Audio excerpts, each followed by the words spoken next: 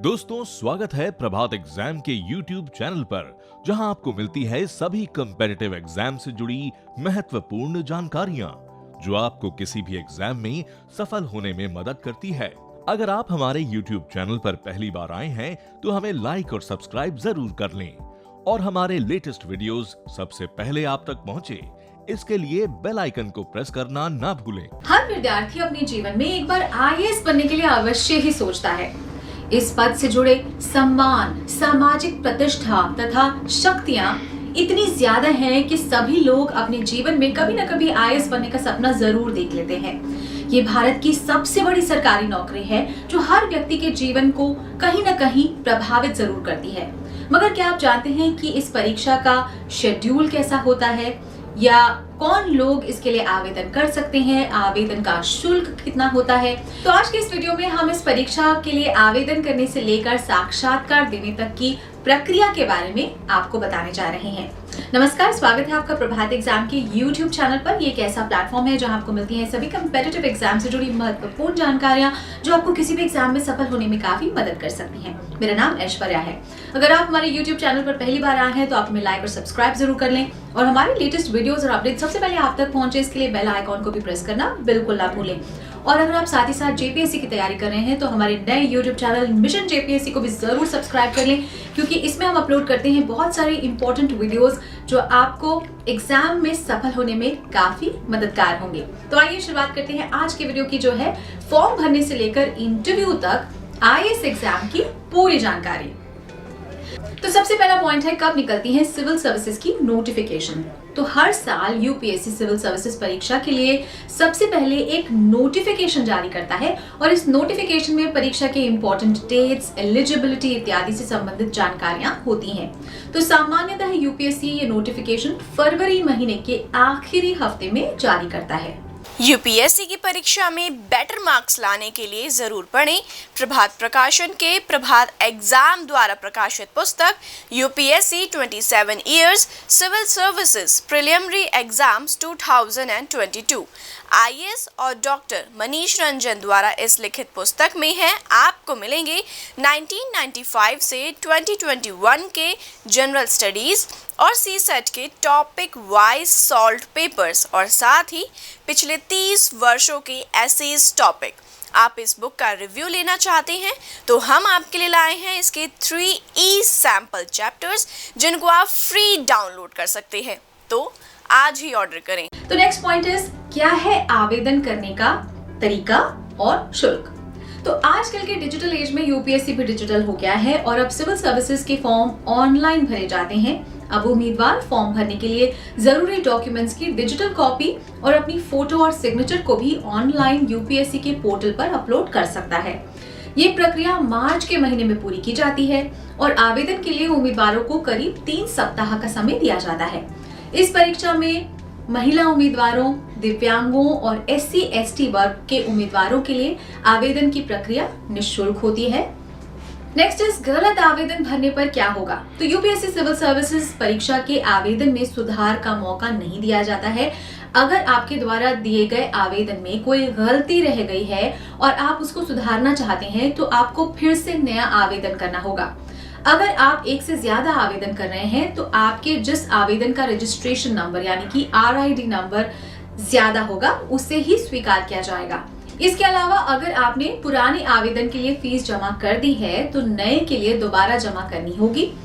पुरानी fees adjust नहीं की जाती और ना ही उसे वापस किया जाता है। तो अपना एप्लीकेशन फॉर्म बहुत ही सावधानी से भरें। तो नेक्स्ट इस परीक्षा में बैठने की योग्यता और नागरिकता। तो इस परीक्षा में भारतीय नागरिकों के साथ साथ तिब्बत के रिफ्यूजी, नेपाल और भूटान के नागरिक भी शामिल हो सकते हैं, लेकिन IAS और IPS में भर्ती के लिए अभ्यर्थी को भारत का नागरिक होना अनिवार्य है। इस परीक्षा में भारतीय मूल के लोग जो अलग अलग देशों में हैं वो भी शामिल हो सकते हैं।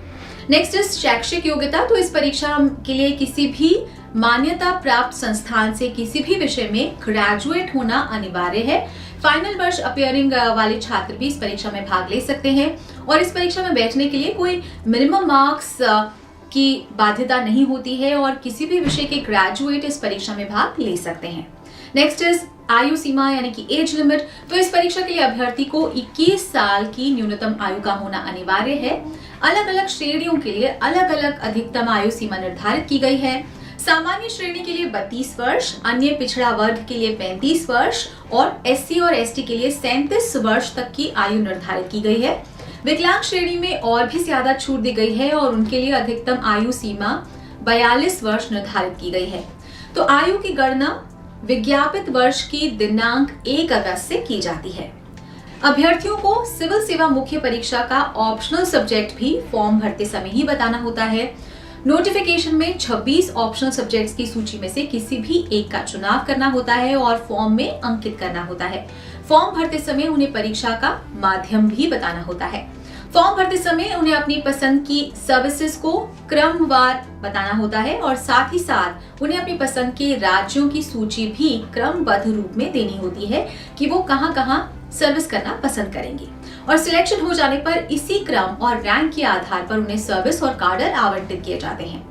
Next point is number of attempts. तो इस परीक्षा में हर श्रेणी के अभ्यर्थियों के लिए अटेम्प्ट्स निर्धारित किए गए हैं। तो अटेम्प्ट का मतलब है कि किसी भी श्रेणी के अभ्यर्थी इस परीक्षा में कितनी बार शामिल हो सकते हैं। तो सामान्य श्रेणी के लिए 6 अटेम्प्ट्स यानी कि 6 अटेम्प्ट निर्धारित हैं और अन्य पिछड़ा वर्ग के लिए 9 अटेम्प्ट्स यानी कि 9 अटेम्प्ट और SC ST के लिए कोई सीमा नहीं है। यहाँ ध्यान देने वाली बात यह है कि यूपीएससी सिर्फ फॉर्म भरने को अटेम्प्ट नहीं मानता बल्कि प्रारंभिक परीक्षा के किसी भी एक पेपर में सम्मिलित होने को अटेम्प्ट माना जाता है। नेक्स्ट इस परीक्षा का पैटर्न। तो यूपीएससी इस परीक्षा को 2 चरणों में आयोजित करता है। पहला चरण है प्रारंभिक परीक्षा और दूसरा चरण है मुख्य परीक्षा। मुख्य परीक्षा के 2 भाग होते हैं, पहला प्रमुख लिखित परीक्षा तथा दूसरा इंटरव्यू चरण। पहले चरण को प्रारंभिक परीक्षा कहते हैं और इसके मार्क्स फाइनल मेरिट में नहीं जोड़े जाते, ये क्वालिफाइंग पेपर होता है और मुख्य परीक्षा के दोनों भागों में अर्जित मार्क्स के आधार पर फाइनल मेरिट लिस्ट बनती है। प्रारंभिक परीक्षा ऑब्जेक्टिव टाइप की होती है जिसमें हर सवाल के 4 ऑप्शंस होते हैं और उम्मीदवारों को उनमें से सही जवाब का चयन करना होता है और इस परीक्षा में नेगेटिव मार्किंग भी होती है। ये परीक्षा मई जून के महीने में आयोजित की जाती है और इसके परिणाम अगस्त में घोषित किए जाते हैं। मुख्य परीक्षा सब्जेक्टिव टाइप होती है और इसमें भारतीय भाषाओं के 2, निबंध का 1, सामान्य अध्ययन के 4 और ऑप्शनल सब्जेक्ट के 2 पेपर्स होते हैं। इनमें से भाषा के पेपर्स के मार्क्स फाइनल मेरिट लिस्ट के लिए नहीं जोड़े जाते। ये परीक्षा नवंबर-दिसंबर के महीने में आयोजित की जाती है और इसके परिणाम फरवरी में घोषित किए जाते हैं। तो मुख्य परीक्षा में क्वालिफाई करने के बाद उम्मीदवार को इंटरव्यू के लिए दिल्ली बुलाया जाता है। यहाँ उनका साक्षात्कार यूपीएससी के बोर्ड मेंबर्स द्वारा लिया जाता है। इंटरव्यू आमतौर पर मई के महीने में किया जाता है और इसके परिणाम 10 दिन के अंदर घोषित कर दिए जाते हैं।